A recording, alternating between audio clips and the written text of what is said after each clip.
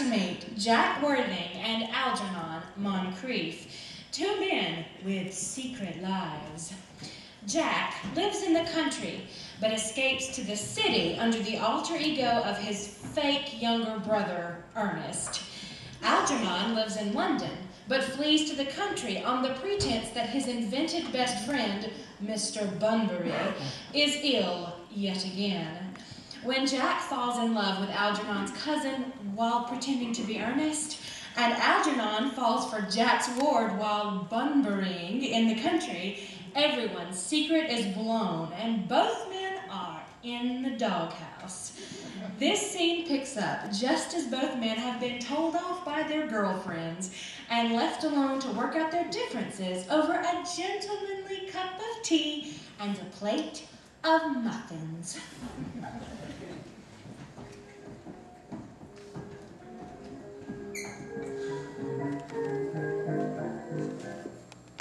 This ghastly state of things is what you call Bunburying, I suppose. Yes, and what a perfectly wonderful Bunbury it is. The most wonderful Bunbury I've ever had in my life. Well, you've no right whatsoever to Bunbury here. That's absurd. One has the right to Bunbury wherever one chooses. Every serious Bunburyist knows that. Serious Bunburyist? Good heavens. Well, one must be serious about something if one must have any amusement in life.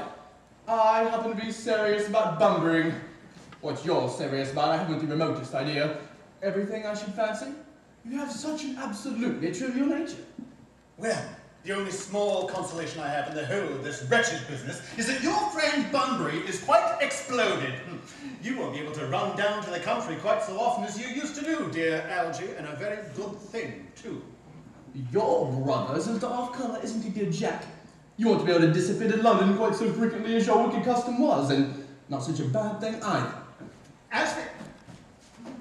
As for your conduct toward Miss Cardew, I must say that you're taking in a sweet, simple, innocent girl like that is quite inexcusable, to say nothing of the fact that she is my ward. I can see no possible defence in your deceiving such a brilliant, clever, thoroughly experienced young lady like Miss Fairfax, to say nothing of the fact that she is my cousin.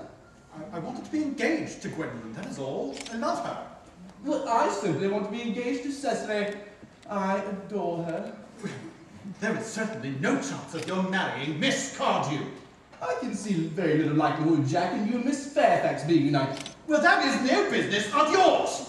And how you can sit there calmly eating muffins when we're in this terrible trouble, I can't make out. You seem to me to be perfectly harmless. I can't eat muffins in an agitated manner. The butter will probably get on my cuffs. One must eat muffins quite calmly. It's the only way to eat them. I say it's perfectly heartless you're eating muffins at all, under the circumstances. When I am upset, eating is the only thing that consoles me. At the present moment, I'm eating muffins because I'm unhappy. Besides, I'm particularly fond of muffins. Well, that is no reason for you to eat them all in a greedy way.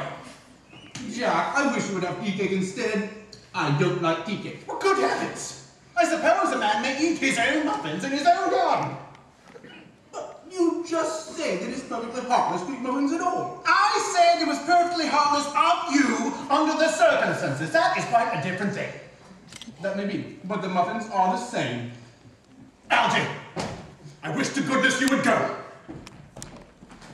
You can't possibly ask me to go without having some dinner. It's absurd. I never go without my dinner.